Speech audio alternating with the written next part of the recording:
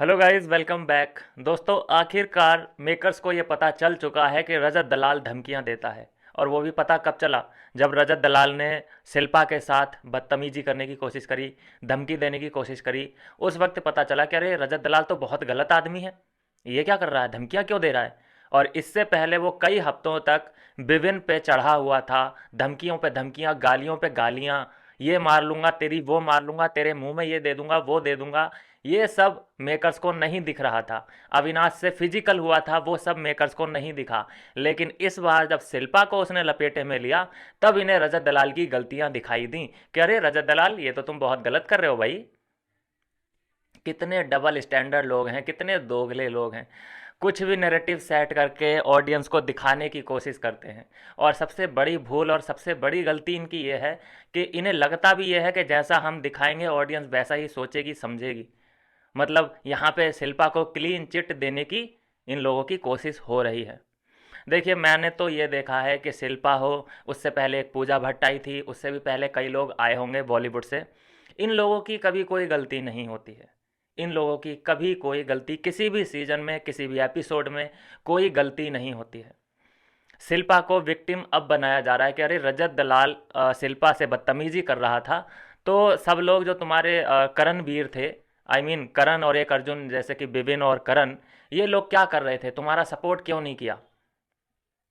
अच्छा, शिल्पा ने जैसे कि पूरे हफ्ते भर बात की है कि मुझसे बदतमीजी की है, इसने रजत ने बदतमीजी की है, बदतमीजी की है, सबसे ढिंडोरा पीटा है जा जाके, जैसा कि वो बता भी रही हैं।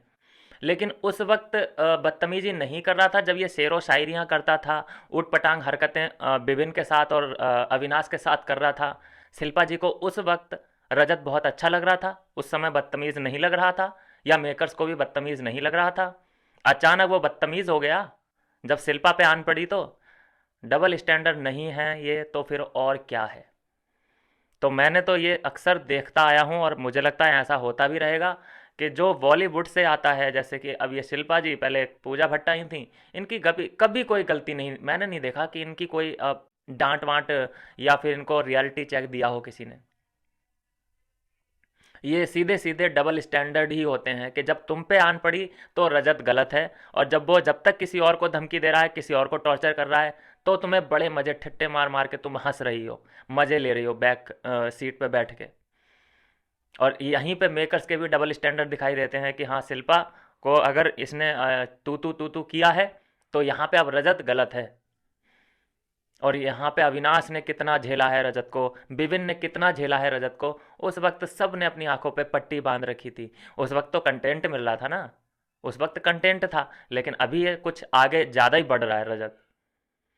तो इतना तो यहाँ पे मुझे साफ दिखाई दे रहा है कि जिस तरह से एक प्रोटेक्शन की लेयर शिल्पा जी को, करणवीर मेहरा को मेकर्स देने की कोशिश कर रहे हैं। तो बहुत बड़ी बात नहीं है कि ये टॉप 5 में भी हमें दो लोग ये दिखेंगे ही दिखेंगे, कंपलसरी। चाहे और कोई इधर से उधर हो सकता है, लेकिन ये दो लोग मैं देख रहा हूँ कि ये टॉप 5 में जगह बनाई जाएगी इनकी। और मुझे लगता है कि अविनाश को तो टॉप 5 से भी बाहर रख देंगे, अविनाश को टॉप 5 से बाहर कर देंगे। विविन, शिल्पा, करण, रजत, रजत को लेके जाएंगे क्योंकि उसकी जो फैन बेस है, एल्विश आर्मी है, उसका इस्तेमाल करना है। और एक आधा और कोई हुआ तो हुआ, अनएक्सपेक्टेड, बिल्कुल अनडिजर्विंग सा। ये मुझे टॉप 5 दिखाई दे रहे हैं। किस तरह से नैरेटिव सेट किया जा रहा है, सबसे बड़ी बात कि जनता को बेवकूफ़ समझा जा रहा है। लेकिन टेंशन मत लीजिए, जो भी ये लोग नैरेटिव सेट करने की कोशिश करेंगे, हम यहाँ बैठे हैं इनका पर्दाफाश करने के लिए। आपको क्लियर ये बताएंगे कि यहाँ पे डबल स्टैंडर्ड इन लोगों ने अपनाए हैं। अचानक रजत गलत हो गया जैसे ही उसने शिल्पा को टारगेट किया, और वो किसी और घर वाले को शुरू दिन से, पहले दिन से करता आ रहा है। धमकियाँ दी हैं कान में, ये कर दूंगा, वो कर दूंगा, ये मार दूंगा, वो मार दूंगा। तब तक रजत बहुत बढ़िया कर रहा था, कंटेंट दे रहा था। डबल स्टैंडर्ड, दो मुँहे सांप, दो मुँहे सांप हैं ये लोग। मिलता हूँ नेक्स्ट वीडियो में नई अपडेट के साथ।